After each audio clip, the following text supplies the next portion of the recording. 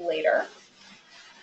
And I'm just going to go around the room here, and we'll just real quickly say who we are and what our role is here. So I'm Anya Weber, and I work on the marketing and communications team doing writing and editing, and I'm also one of the people who coordinates this series of Brown Bag Talks. And I'm Lara Inning Donovan. I'm on the training team, training and TA team, and I also oversee the employment services program.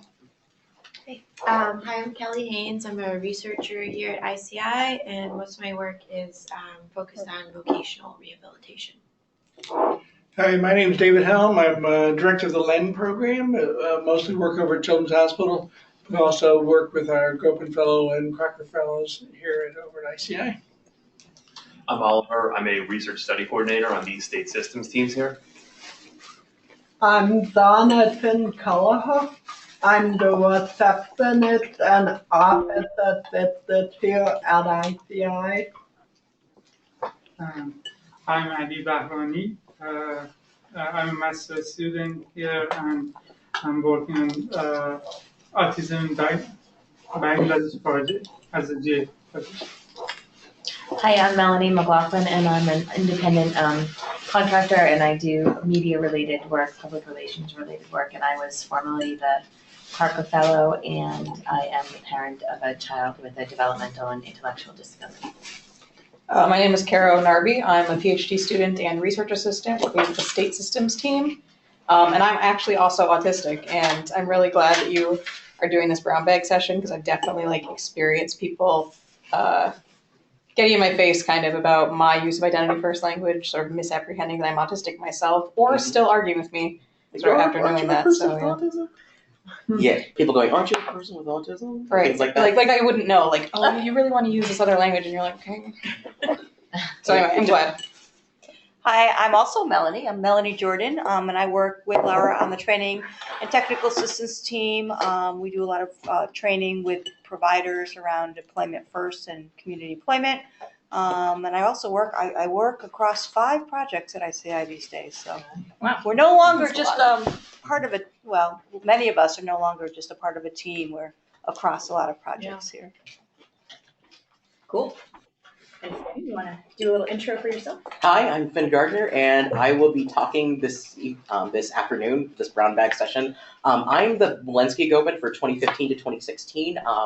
I'm working on a mentoring project that matches autistic adults with other autistic adults to help them, help each other with things like education, employment, navigating government services, and other life skills. Mostly it's been education and employment. And in addition to that, I'm also working on some guides and other tools that the community can use after the fellowship is over. Oh, neat. So let me hand you these so you can jump right into your presentation, Finn. Okay. Let's see here. And you can go full screen with your slides. Okay. Hey, Alberto, welcome. Come on in. Hi.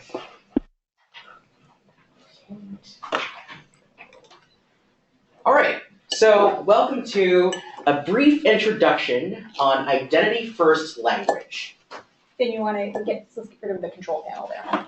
Minimize. Yeah. Oh, I see it's an X. Yeah. Can you drag it? Oh, what about that orange arrow? Does that make it? There we go. Makes it smaller. All right. Okay, so we start with the question, what are person-first and identity-first language? Let's go backwards. So person and identity-first language are 2 language styles that people use to refer to people with disabilities or disabled people. And both of them come from well-meaning standpoints, but they are very different. Person-first language tries to de-emphasize the individual, de-emphasize the disability, focusing on the individual instead. Some examples of person-first language are a person with cerebral palsy, a person with autism, a person with an intellectual disability, a person with a mobility disability. Well, identity-first language puts the emphasis on people's cultural identity in relation to their disability. For example, deaf people, blind people, autistic people. And I have a list of some of these here. So you have, for person first, you have somebody like person with deafness or hearing loss, individuals with autism, people with Down syndrome, person with ADHD, person with cerebral palsy, persons with disabilities, versus identity first, which would be autistic people, deaf person, disabled person, blind person, schizophrenic individual, and bipolar people. So why do some communities prefer person-first language? It's a contentious issue in disability communities, and there are a lot of people, especially parents and advocates outside the disability community, and people without disabilities or non-disabled people often prefer it. And certain people with disabilities prefer person-first language for themselves. So let's find out why they prefer it. So some disability communities have struggled with an essentialist mindset that have treated their diagnosis as their most defining characteristic, leading activists to turn toward person-first language. So, for example, you might have somebody who has a mobility disability. They may have cerebral palsy. They may have experienced paralysis or something. And they may use a wheelchair. So some people will go, you are like, oh, they're bound, they're wheelchair bound. They are or sometimes you hear people, they talk about loading a bus or something. We have to get all these wheelchairs onto the bus. Not people in a wheelchair, but the wheelchairs, as though there's nobody inside the chair. So this kind of thinking leads people, it pushes them to person-first language. And so this argument supporting person-first language sees people as being whole people, sort of holistic mindset, with disability only being part of their experience. And that does work for some people. It doesn't work for me personally, but I'm going to get to that later. But, well, it partly works for me. But anyway. So these people, they think, oh, if you say a deaf person or something, you are completely defining me by my disability, and I'd rather you see me as a whole person. But that's a false dichotomy.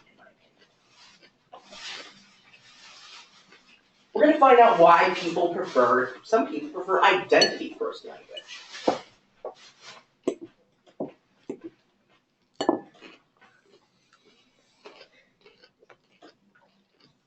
So, here are some examples. Autism, somebody who's autistic might think that autism is an intrinsic part of who I am. You can't really separate it from me. And to quote Ari Naiman from the Autistic Self-Advocacy Network, I'm not carrying my autism with me, am I? I consider myself, and for a deaf person, I consider myself part of the deaf community. It's part of my culture. Or, you wouldn't say person with blackness, would you? And what you consider a disability is just the way I interpret the world. These are not exhaustive, they're just examples of how people may come to prefer identity-first language. Some of those are my own personal beliefs about myself, specifically that you wouldn't say a person with blackness, would you? And autism is an intrinsic part of who I am, and I am not carrying my autism with me. I'm not deaf, so that doesn't personally apply to me. So identity-first language comes from a philosophical approach to conceptualizing disability as something that is inseparable from a person's experience. That while it is not the totality of somebody's experience, it pervades it. It colors everything about them and their experience, the way they perceive the world, and to separate it feels kind of artificial. For example, I'm autistic. The way I see the world, the way I interact with people and objects around me is completely influenced by that. And even in the diagnostic literature, something like autism is referred to as a pervasive developmental disorder. The category PDD no longer exists, but it still falls under that category. And the idea of pervasiveness is one of the reasons why a lot of autistic people lean toward using identity-first language as opposed to person-first language. Of course, that's not universal, but it does apply to me, and it does apply to several other autistic advocates. So it leans toward a holistic model of disability as opposed to an oppositional one. So the person-first approach, in some cases, is sort of oppositional. Here's me, and here's my disability, not here's my disability, it is part of me. So it's like that example that I gave about, like, I don't carry my autism with me, do I? So it's not, oh, I'm gonna put my autism over here. So that's one of the reasons why. So it sees disability as natural and opposes artificial separation while also avoiding dehumanization. So there are some words you can use as adjectives that are respectful and affirming, autistic, blind, deaf. But there are some words that you should probably not use if you don't belong to a specific community yourself, like crippled. There are some disabled people who have reclaimed that word, but it's not something that you should use if you don't have a mobility disability and reclaim that word. But as all things in life, it's complicated. Like Facebook relationships. So person-first and identity-first language varies from community to community. So generally speaking, with physical and intellectual disabilities, a lot of these people prefer person-first language. Of course, not everybody, but so in these people, you hear things like people with Down syndrome, people with cerebral palsy, people with Williams syndrome, people with Landau-Kleffner syndrome, people with an intellectual disability, or people with lower body paralysis, things like that, or as opposed to certain sensory and developmental disabilities prefer identity-first language. So autistic people, deaf people, blind people, and it varies with psychiatric disability. Some people will say, I'm bipolar, or bipolar people, whereas some other people might say, I have bipolar disorder, or I have schizophrenia, as opposed to I am schizophrenic. Of course, I don't really see anxiety and depression being used as adjectives. I don't say I am anxious to refer to somebody who has an anxiety disorder, or I am depressed to refer to somebody who has that has a depressive disorder. Because I am anxious can be a temporary state, and I am depressed can also be a temporary state. But I have an anxiety disorder is a continuing thing, or I have depression is a continuing thing. Now, I wonder if some of that might be a limitation of the English language, because in Spanish you could say, I am anxious with estar, which is like a temporary to be, or soy, which is like a more permanent state, but English does not have that distinction. Alberto, you can chime in, and I think that might go for Italian too.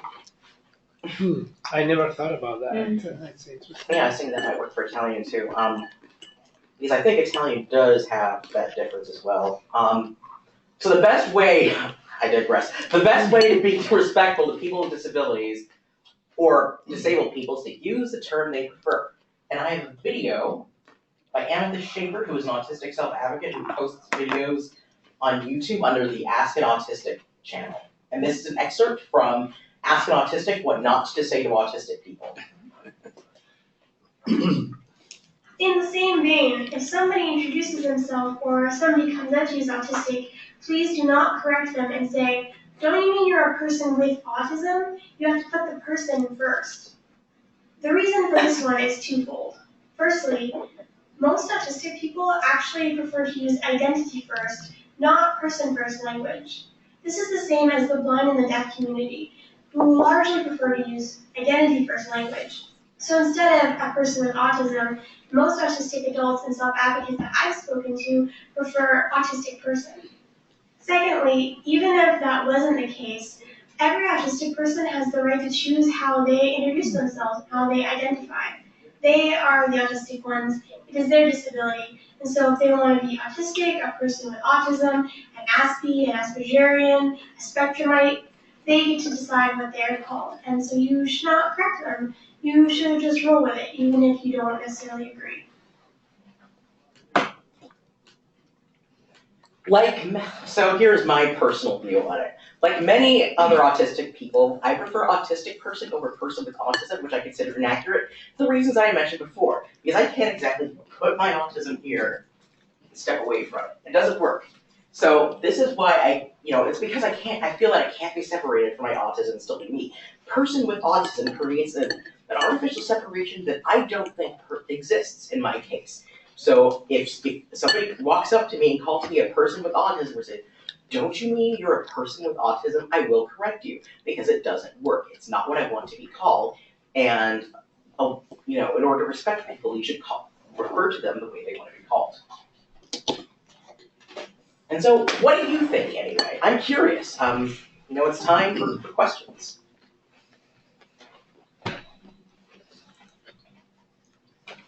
I'd be curious. I have a daughter with Down syndrome. Mm-hmm. So I was looking on the list of things that you sort of had there, and I was wondering how I would refer to her with IdentityFirst Language, or how, she's not old enough yet to articulate to me how she would prefer to be identified, which is the first way that I would want to ask. But if I was having this discussion with somebody, we were talking about identity first versus person first, how I would describe her, and I felt like sort of one of the options you had there was disabled person, but I feel like that's not the totality of her differences, and so I'm not sure. And I don't know, Down syndrome person doesn't feel right to me. So intellectually disabled person, I guess. I don't know, like I'm not really sure, so I'm curious about that. It's very uncommon to see Down syndrome being used as an adjective anyway. Intellectually disabled, yes. But usually the common term, even among people with Down syndrome themselves, is people with Down syndrome. Mm-hmm.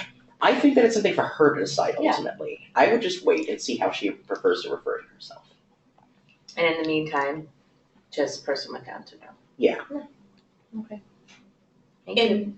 In some of the work that we've done here with hospitals, trying to work with hospital staff on using more respectful language, there's a big tendency in the medical profession to put the disability first, I think because it's seen as a diagnosis primarily. So I heard a lot from nurses and doctors of Down syndrome patient, CP patient, like they always put that first. And that was one of the things that we were telling them not to do in the training. So it depends on the disability. But it depends on the disability. And I think it also, like you said, depends on the person's choice. Because I teach a course at Tufts Medical School with for pediatric residents, and we say the same thing to them. It's part of our course curriculum is that we ask them to do person-first language, and I have to talk to our team to sort of, I'd love to share your PowerPoint with them or maybe some of your perspective with them to talk to them about how we can think about our curriculum in a broader way so that we're not instructing doctors for person-first language if that's not always what people want. Mm-hmm. And probably goes for our trainings too. Well, I guess what I'm thinking is, respect. I agree with everything. I mean, it makes all the sense in the world. It really is up to the individual how they identify and how they want to be referred. Absolutely. I can't imagine anybody that would disagree with that. I mean, that's just but again, those of us in the field, I think everybody is wanting to be respectful. I think respect is a thing. I think, in the field, I know the person-first language came from labeling, right? And how in the past, based on the history of the disability field, et cetera, that in our wanting to change the perception of society, that we don't want folks to be labeled and to be generalized and to be, disrespected. So it's all about respect. So I think that that's where certainly in the field, the person-first language comes from. Yeah, I think that it comes from a good place. And I've, read a lot of things about how disability was, treated rhetorically in the past, where people would use labels that would now be considered insulting, and things like mental subnormality and idiot and moron, imbecile, retarded. You don't hear that one as most people use it as an insult because it's no longer the diagnostic category. Teenagers use it a lot. Teenagers still use it a lot, unfortunately. Yeah, as an insult.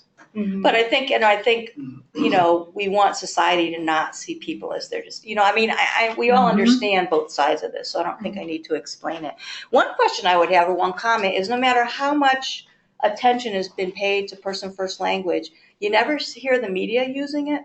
And I wondered, or the newspaper or the news, it's very, very consistent that Or even like parking spaces, handicap. And I wonder if Yeah, I was it's gonna just say, like they use economics, words there's that- less words, yeah. so it's less expensive, you know? Yeah, Or it's journalists, they have to. Well, we just mentioned the R word, and Well, that yeah, was you- relatively recently that sort of official sort of documentation changed in terms of that. Yeah, I think That's they right. only changed it to intellectual disability in the DSM-5. Yeah. But it has become used in the field a few years before that. Because I remember the shift happening in the past decade.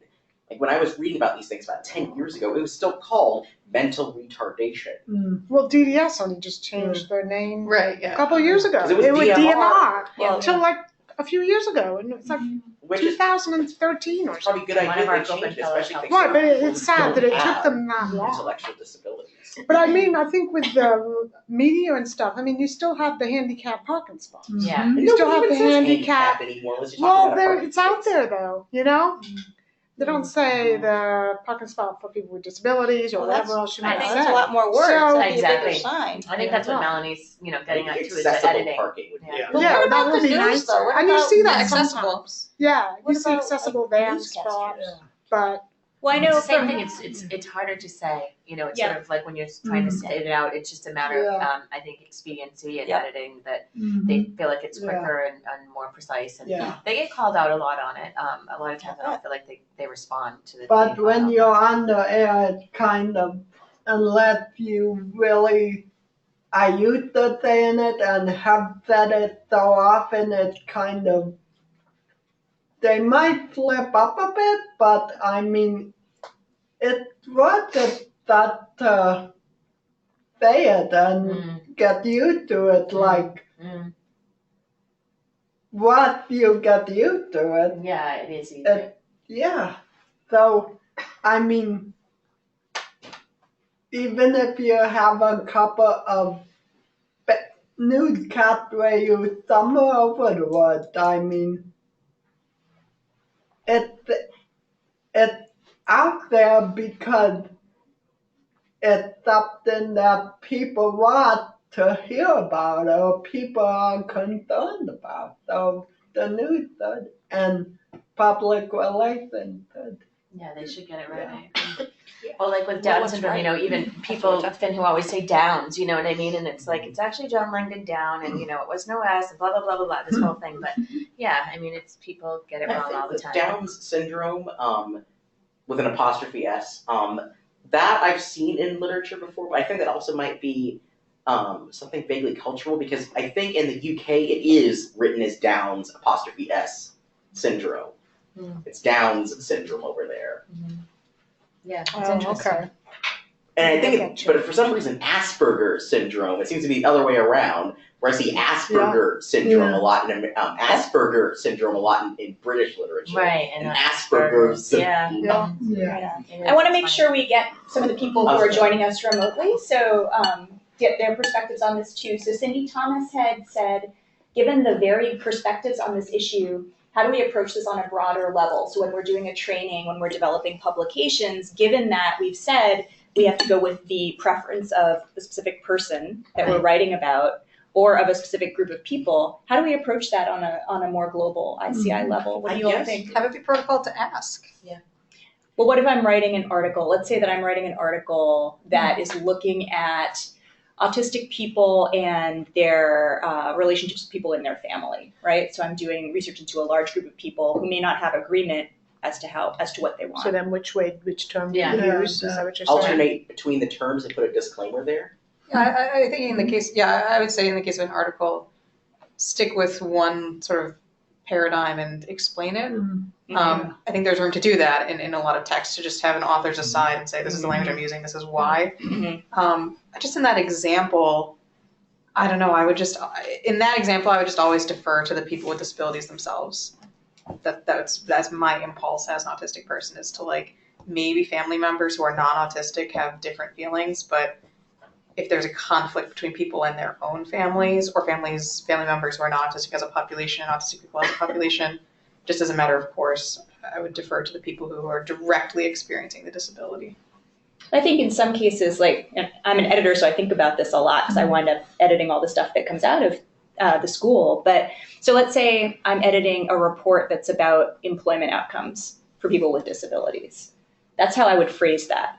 I would say people with disabilities. I Mhm. wouldn't say disabled people, right? Because that's our house style. That's how we do it. I feel like disabled people is more politicized. And I think it comes from a long history of where PersonFirst Language came from. And so I think Anya's right in the sense that you want to be respectful to the largest group as possible if you're doing a single sentence or a single title. And so that I think is captured so much more. And partly we do come out of a sort of a healthcare model. And, you know, you talk about cancer patients, so you talk about, some sort of disease type thing first. And I think that's where the problem came out of the disability movement, is that people were saying, I'm not a disease, I'm not a curable entity that you're looking at me under a microscope, I'm a person. And so I think you're right in the sense of it has to be personal preference, but on Cindy and Ina's point, the sort of the larger accepted language has to take preference, I think. Yeah. Diane had a comment too. Yes, Diane had a question for Finn, saying, why is it important to you that people know that you are autistic first and foremost? Because if I weren't autistic, I wouldn't be me. It's like impossible to separate it from me. So I don't feel that person with autism is not respectful to me, and it is not accurate for me. It's like Cindy had something to say too. Cindy was responding to people saying we need to go with the preference of the person that we're writing about, and she said, what about in a situation where they're not all of one voice? And this is why I said we can alternate terms in articles. For example, you could say, well, I don't know about people with disabilities. I feel like now if we were in the UK, disabled people would be completely unremarkable. But I feel like US discourse tends to lean toward person-first language more so than some other places, because I read a lot of things from different places as an interest. So you could probably say people with disabilities, but with a disability like autism, a lot of autistic people perceive people with autism as, I am an outsider and don't really understand how you work. So maybe you could alternate autistic people, or say people on the autism spectrum. Okay. So that's better. That's more acceptable to the community than autistic. I mean, than people with autism. That's I think in the ranking that I've basically seen, this is anecdotal. Maybe somebody should do a study about it. Maybe I should do a study. I don't know. But it's a dissertation. People with autism seems to be the least favored, followed by people on the autism spectrum, followed by autistic people at the top. Well, I think, like you said in the PowerPoint, it's complicated, right? And I like that you were able to articulate that. But I also liked in your PowerPoint how you were able to, you alternated, when you were talking about the concepts so that you could show them side by side and how the differences, what the differences were. So that was actually helpful. And so if there's room, I guess, in the text, back to what you were saying, if there was room in the text to sort of just have this explanation of this is how we're going to do it, and we recognize that people have differences around identity first or person first. In some way that at least you're showing that you're being respectful. Yeah, let's make the thought process totally clear. And it's good that you mentioned the comparison made, because in front of Anya, that I used to work for the National Service Inclusion Project, and they had one of the fact sheets they had me put in the generic photo that they gave the most trainees was a PersonFirst Language worksheet, and it had 3 columns what the outdated terms that should be used, what the terms mean or something, or what they're actually saying, and what the new terms are. And maybe we could, if we can, want to use that for like training or something, we could add identity first. I don't know. Can I speak to that question? I know it's directed at you, Finn, and it's your presentation, but the question about why do you want people to know that you're autistic first? Because I'm thinking of how I feel about that question, and it's a little bit different.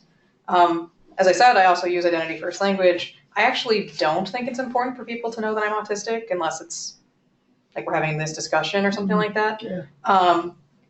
And I actually do think of myself as a person, first and foremost, which is exactly why I sort of incorporate autism into that personhood, because I sort of think of myself as constituted as an autistic subject, sort of in the culture that I move in. So when you have a phrase like person with autism, it's discursively separating personhood and autism, where the default personhood is non-autistic, and autism represents something extra, whether it's like something extra that's added or whether it's a deficit. It's something that is an addendum to some default personhood. Yeah, So that's what I was. Right. No. Right. Yeah. Okay. Yeah. I agree. So I just that's yeah. So sort of my thought process is I don't necessarily need everyone to know in every situation that I'm autistic, but that's exactly why I use the IdentityFirst language. Well, I don't talk like what I guess that she meant by letting everybody know. I don't think that she's saying that I was telling everybody. Oh, right. Yeah. I didn't want to assume that you were either. Don't worry. Right. Diane also has another, is expanding on what she was asking. So let me just get this so I can see it better in this box. So Diane said, for me, having a sister who was considered mentally retarded when she was actually brain injured and is now to be described as developmentally disabled or having a developmental disability, I have a problem with the word disabled. I never actually thought of her as being disabled. And I think the dis does a disservice to folks with DD, just my thought. I also have a loved one with autism who prefers not to be considered as having a disability. Okay. Let's start talking about the social model of disability, because this is where it's leading. This is where Diane's question is leading to. So I do consider myself to have a disability because because the society I live in is not currently set up to be totally accessible to my needs. That is the social model or definition of a disability. So if somebody has a mobility disability, they use a wheelchair, and there were no ramps, there were no curb cuts, there are no elevators, they are disabled by society because they can't get around as easily. When you try to get on the bus, there's a bunch of stairs, you can't go up there. Or you try to walk up, there's a bunch of stairs. There are curbs that are difficult to navigate because your chair will go foot. There are a lot of reasons why they would be disabled by society. Or an autistic person, they may experience sensory overload because things are too loud. Like you go into a loud restaurant, there are dishes clanging and people talking and bad live music blaring. And it's hard to listen. It's hard to concentrate because you're overloaded by the sensory input, and then a lot of autistic people also have auditory processing difficulties. So it's hard to hear the people you're talking to when you've got 20 other conversations going on around you, and you've got the bad live band playing, 80s covers, you've got the dishes clanking, you've got people in the bar, you hear all the drinks being poured, and that's not accessible. It's overloading. Or when you, or dealing with social interaction, people expect you to interpret things in a certain way, and sometimes you have a hard time, or you only understand it intellectually and not intuitively. All these things make things complicated, and therefore it's a form of societal disablement. And of course, I used mobility, disability, and autism as an example, but the same thing could go for a different disability, like an intellectual disability. Schooling is not really set up to be accessible for somebody with an intellectual disability. Because, for example, you can't get a typical high school diploma a lot of the times because you have to pass these high-stakes tests, thanks to No Child Left Behind, that don't give you that advantage. And you're often steered toward work that doesn't help you with your needs. You're often shunted off to sheltered workshops. I won't mention any names, but they still exist here in Massachusetts. So you're being shunted to sheltered workshops. You're not being given competitive employment. You're not being given opportunities because society is not set up to accommodate you. So you're often warehoused in classrooms that are not enriching because they go, oh, you have an intellectual disability. Your IQ is 50. We're not going to give you enrichment. And that does these people a disservice. So that's another example of social disablement.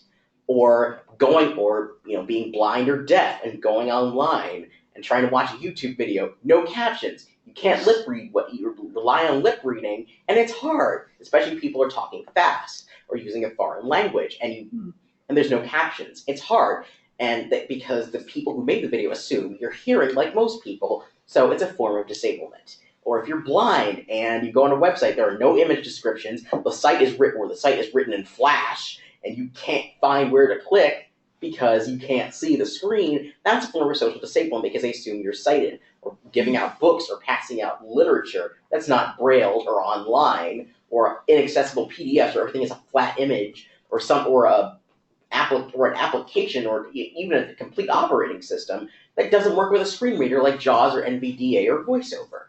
These are all forms of social disablement. Just asking if Leslie wants to weigh in. Okay. And so because some things are inaccessible in society for me, I consider myself to be disabled or have a disability. I use either phrasing. Not because I think that I am all my disability, but because I believe very strongly in the social model of disability, which informs my work.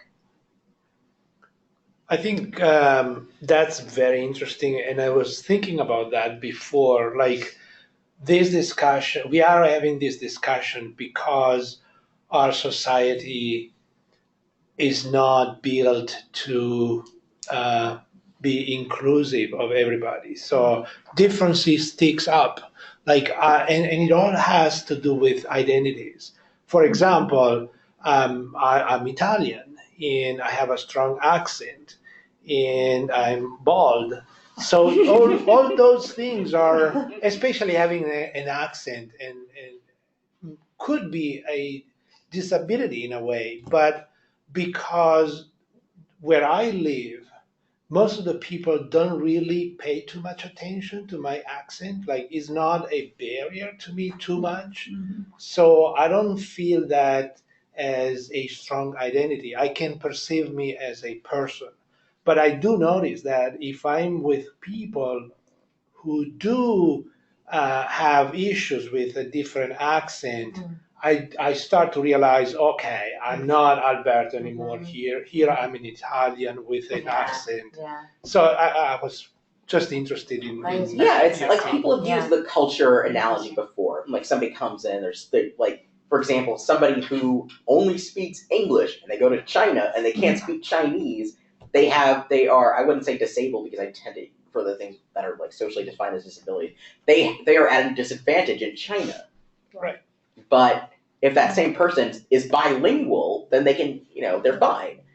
Yeah. Can I say something to just to Diane? I know we kind of lost the piece where she said how her I think it was a sister. I can't remember who had a head injury and didn't like to be defined as having a disability. And I think sometimes in the work that I've done, I've seen people who maybe have a head injury or some sort of, I'm going to say disability just for lack of word, later in life, weren't necessarily born with it, so they didn't grow up sometimes with some of that association, and they get, they fall into that culture, whatever it might be later in life, whether they become blind, head injury, have to use a wheelchair, whatever it might be. And sometimes I think it can be harder, or they are less interested in maybe identifying as part of that group for whatever reasons. I just wanted to comment on that. So I think it's, it's again, you have to ask, when we're doing job development, we always ask, how do you want us to talk about you to the employer? What do you want us to share? Types of information do you think will be helpful? So we're very big on kind of asking. And I think that's important no matter what. Never make assumptions about. Okay.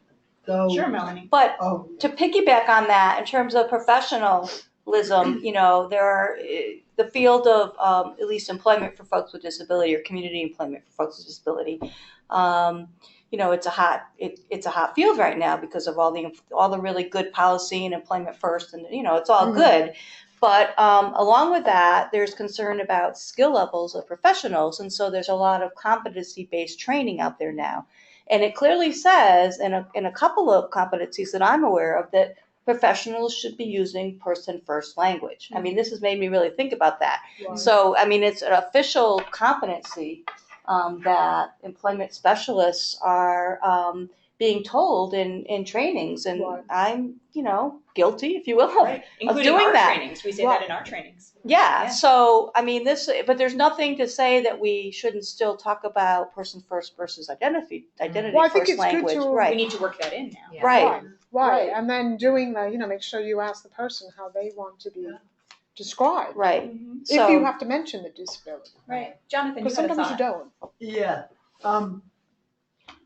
When Alberta, when you mentioned language, your accent being maybe a disability, when you said that, I said, not really, but I can see how in some cases, especially at an airport or during a terror threat, that security, especially, that comes up a lot if you're like Middle Eastern. I think they have in their mind that if you look a certain way or speak a certain way, you might be more apt of being thought or something. Yeah. I don't know. Other thoughts? Other questions? I thought that was very good. Thank you, Ethan. Yeah, thank you very much. Thank you all for coming. Yeah, thanks for joining everybody. Like So- where your slides flip around there. too. Yeah. I will send the slides around to everybody who is in the room or on the call, and we'll also